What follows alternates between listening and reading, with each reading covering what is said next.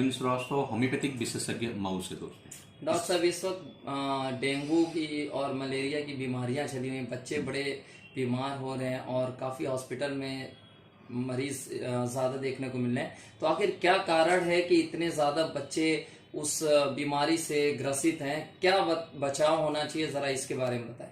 जी, बहुत अच्छा सवाल है आपका।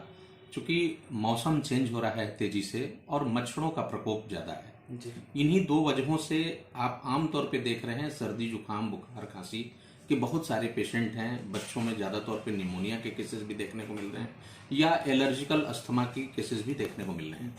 चूंकि मच्छरों का प्रकोप बहुत ज़्यादा है, इसलिए मलेरिया, डेंगू, चिकनगुनिया, इस तरह के तेज बुखार वाले जो लक्षण हैं वो दिखाई दे रहे हैं।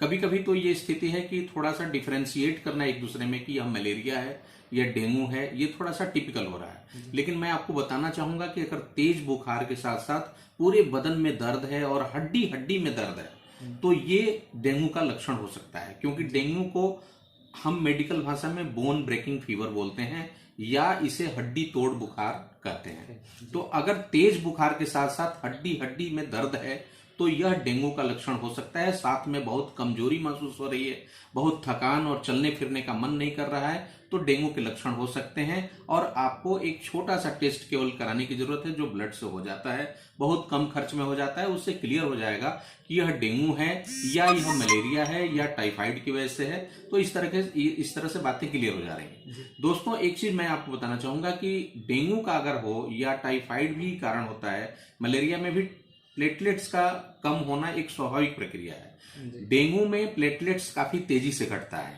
और अगर प्लेटलेट्स अगर खुदा न खास्ता 30,000 के अगर नीचे जाने लगता है तो ऐसी परिस्थितियों में एक्यूट इमरजेंसी के रूप में इसे ट्रीट कराना चाहिए और प्लेटलेट्स चढ़ाना पड़ सकता है। क्योंकि अगर प्लेटलेट्स इतना डाउन हो जाएगा तो ब्लीडिंग होने की टेंडेंसी हो सकती है शरीर के अंदर, और वो बाह्य में भी हो सकता है ब्लीडिंग या अंदर के अंगों में भी स्वाभाविक रूप से अंदर अंदर ब्लीडिंग हो सकती है और अंग खराब होकर के और जानलेवा भी हो सकता है।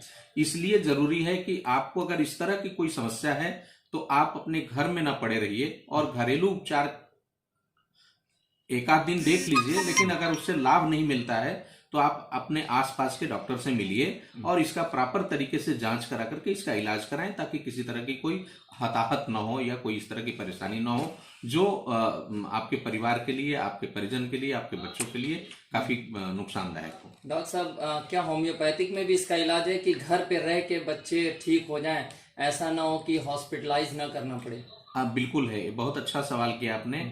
चूंकि मैं एक होम्योपैथिक एक्सपर्ट हूं, मैं आपको बताना चाहूंगा कि देखिए, घर में जहां तक रह करके घर में आप काढ़ा वगैरह का इस्तेमाल कर सकते हैं। होम्योपैथी में 3-4 दवाएं ऐसी हैं जिनको आप लेकर के इस्तेमाल कर सकते हैं। जैसे अगर आपको डेंगू का लक्षण दिखाई, जैसा मैंने आपको बताया कि तेज बुखार के साथ अगर हड्डी हड्डी में तेज दर्द हो रहा है तो डेंगू का लक्षण हो सकता है। ऐसे में हमारे यहाँ होम्योपैथिक दवा आती है इपिटोरियम परफोरेटम। ये 200 पावर की आप खरीद लीजिए, बहुत कम पैसे की मिलेगी, और 2-2 बूंद करके दिन भर में 2-2 घंटे पर आप लगातार लीजिए तो आपका बुखार भी कंट्रोल हो जाएगा, हड्डी का दर्द भी ठीक हो जाएगा और प्लेटलेट्स को भी घटने नहीं देगा। हाँ डॉक्टर साहब, ऐसा कोई इफेक्ट तो नहीं होगा इससे, मतलब कोई साइड इफेक्ट तो नहीं है ना? बिल्कुल नहीं है, किसी तरह का कोई साइड इफेक्ट नहीं है। इसके साथ साथ मैं आपको यह भी सलाह दूंगा कि एक हमारे यहाँ जो है दवा आती है कैरिका पपाया, जो पपीते के पत्ती के रस से बनाई हुई होती है।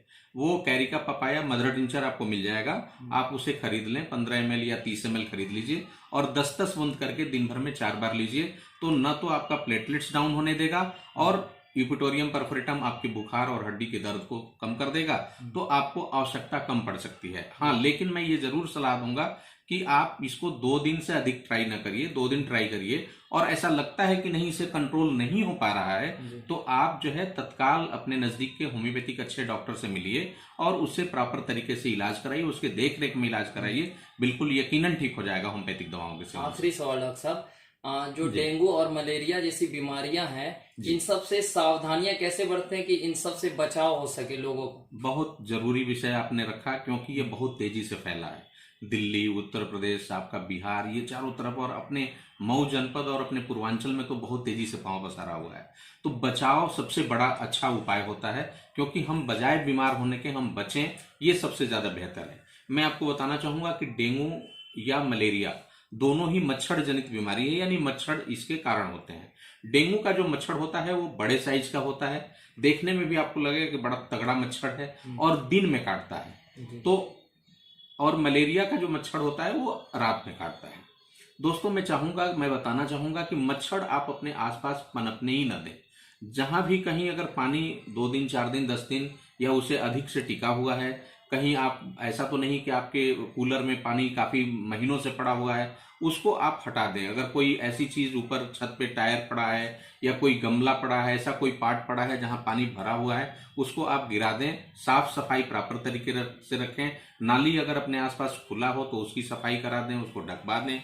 नगर पालिका से मैं रिक्वेस्ट करूंगा कि साफ सफाई का ध्यान रखें और जो नालियां खुली हुई हों उनको तत्काल ढकवा दें, क्योंकि डेंगू का प्रकोप बहुत ज्यादा है। तो ऐसे में ये बचाव के उपाय हो सकते हैं। इसके अलावा जो आपको ध्यान रखना है, एक तो भरपूर आप कपड़े पहने और दूसरा जो ओपन पार्ट रह जा रहा है, हाथ है पैर है, उस पर आप सरसों तेल का इस्तेमाल कर सकते हैं, लगा सकते हैं, या ओडोमास या जो चीजें आती हैं आप जानते हैं मैक्सिमम लोग यूज करते हैं, तो उस चीज का इस्तेमाल करिए। और साथ में रात में सोते समय इन सारी चीजों का इस्तेमाल न करके आप सबसे बेहतर होगा कि मच्छरदानी का इस्तेमाल करिए। तो ये आपके बचाव के उपाय हैं जिससे आप बच सकते हैं और आपका बचाव हो सकता है। चलिए, बहुत बहुत धन्यवाद।